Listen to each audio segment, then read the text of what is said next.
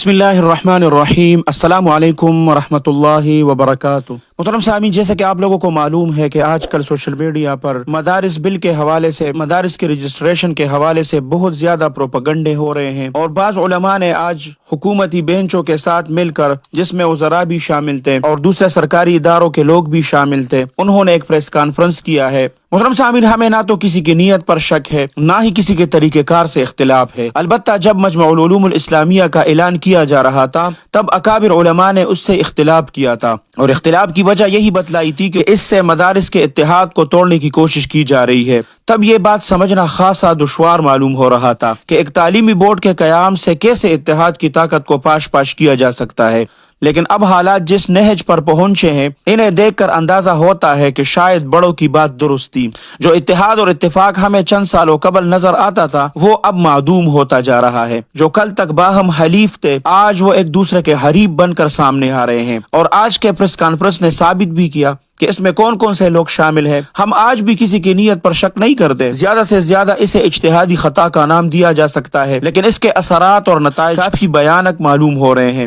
اس پورے منظرنامے میں یہ بات ہر دینی ادارے اور ان اداروں سے جڑے ہر فرد کو یاد رکھنی چاہیے کہ دینی مدارس کی زندگیاں حکومتوں اور سیاسی اداروں کے دورانیے سے کئی گنا بڑی ہوتی ہے۔ آج جن پالیسیوں پر زور اور شور سے عمل کیا جا رہا ہے، کل کو اس پالیسی میں تبدیلی بھی ہو سکتی ہے، جس کا لازمی نتیجہ یہ ہوگا کہ آج کو اپنا قبلہ بدلنا پڑے گا۔ وفاق المدارس العربیہ پاکستان صرف ایک بورڈ کا نام نہیں، بلکہ ایک طاقت کا نام ہے، اور یہ طاقت کوئی مادی طاقت نہیں، بلکہ اکابر علماء کی تائید یافتہ اور اسلاف سے جڑی روایات کی روحانی طاقت ہے۔ حکومتیں اور پالیسیاں ہر 5 سال بدلتی ہے، جبکہ مدارس اور علماء کرام کا ایک دوسرے کے لیے کڑے رہنا، مر مٹنے اور دین کی ترویج کے لیے کوشاں رہنے کا تعلق زندگی بھر کے لیے ہوتا ہے۔ محترم سامعین، چونکہ یہ لوگوں کو ایک غلط تصویر دکھا رہے ہیں، آپ لوگوں کے ساتھ وہ حقیقت شیئر کرتے ہیں کہ مدارس رفاہی ادارے ہیں، اور پاکستان میں تمام رفاہی ادارے 1860 سوسائٹی ایکٹ کے تحت رجسٹرڈ ہے اور ہو رہے ہیں، لہٰذا بار بار وزارت صنعت اور تجارت کا لفظ استعمال کرنا بھی مناسب نہیں ہے، بلکہ 1860 سوسائٹی ایکٹ کے تحت، جس میں تمام رفاہی اداروں کی رجسٹریشن ہو رہی ہے، مدارس کا بھی رجسٹریشن ہو۔ باقی وزارت تعلیم کے ساتھ رجسٹریشن کی وجہ بہت جلد مدارس کو ٹیکس دینا پڑے گا، اسی وجہ سے مدارس 1860 کے تحت رجسٹریشن ہونی چاہیے۔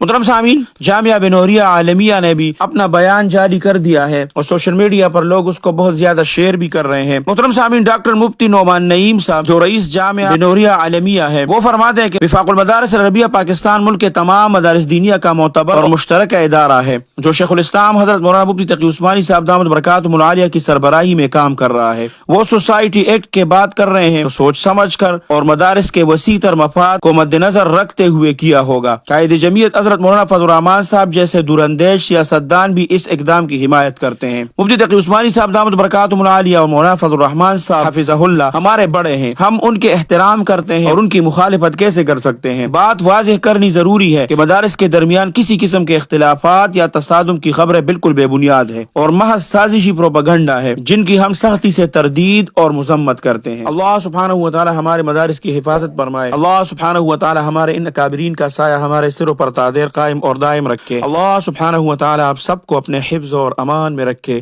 اپنے خصوصی دعاؤں میں یاد رکھے۔ السلام علیکم ورحمۃ اللہ وبرکاتہ۔ جاء الحق وزهق الباطل إن الباطل كان زهوقا۔